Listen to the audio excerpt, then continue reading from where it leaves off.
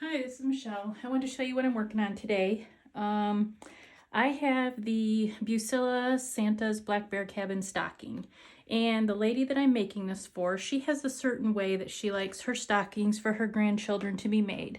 So she'll send me the kit, and then she'll send me a pre-made stocking from Pottery Barn, and she already has the name embroidered at the top. So then what I do is I take the pieces of the kit and I make them separately, all the pieces, all of what I can use. I kept a couple trees out, I'm not going to use those, but I make all the pieces separately, put a back on them, and then I'll pin them to where I want them on the stocking, and then I'll start to applique them to the stocking once I get them where I want them. So far I've done all of this. I have left the little house up here and one little tree. So I'm going to show how I do that. So when you applique something, you applique it just to the top. And then there's an applique stitch where the applique stitch is a hidden stitch that you don't see. But I'm going to show you how I applique these pieces to the top. So the stocking is pre-made, and I don't want to go all the way through because I don't want to sew the stocking shut so they can't fill it.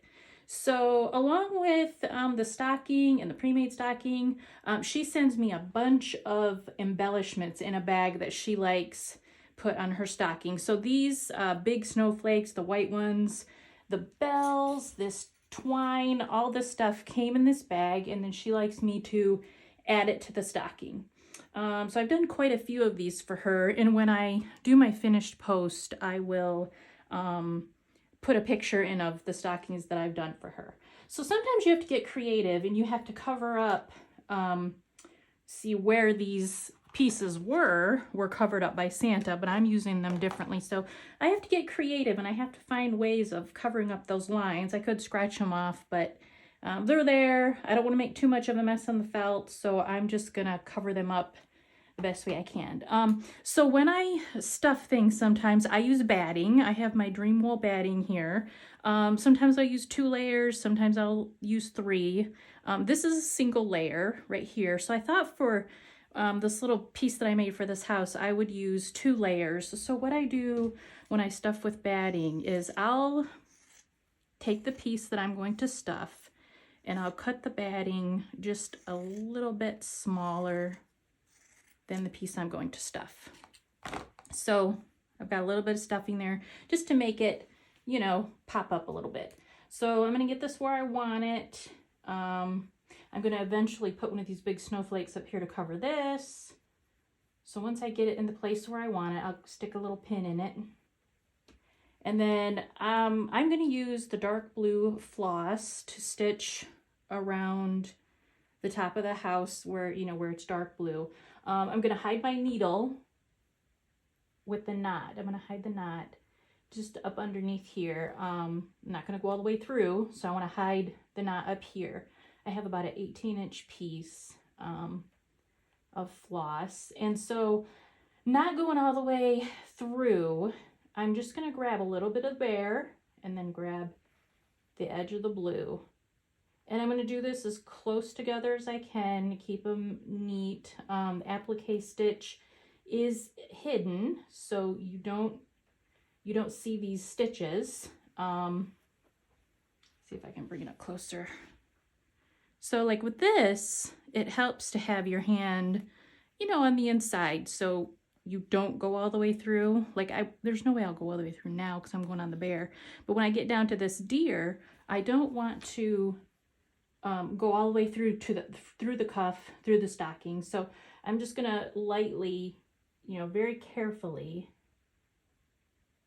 just catch a little bit of the deer felt, a little bit of the blue felt, and I'll do that going all the way around.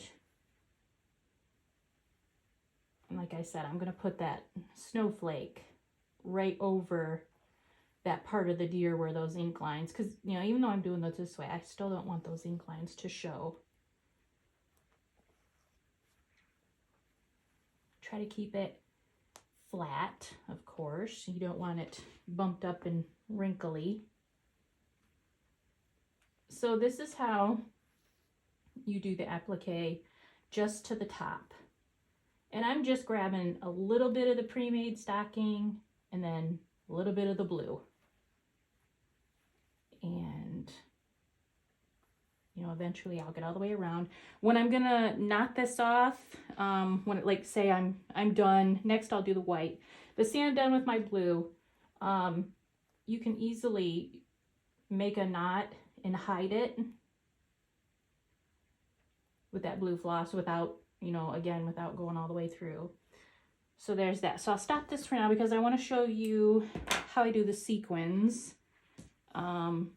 She likes a lot of sequins scattered, you know, here and there on the stockings. So what I'll do is, like for the top, I want to put some sequins here or there. So I have the matching floss that matches this cream color up here. I have 2 strands for the sequins just because I want them to be in there, you know, stronger.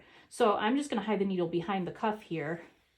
And then I'll pick up, I'm going to use like a bunch of different colors. I think these look like 10mm sequins. They're a lot bigger than the 5, and then sometimes I use 8, but these are pretty big.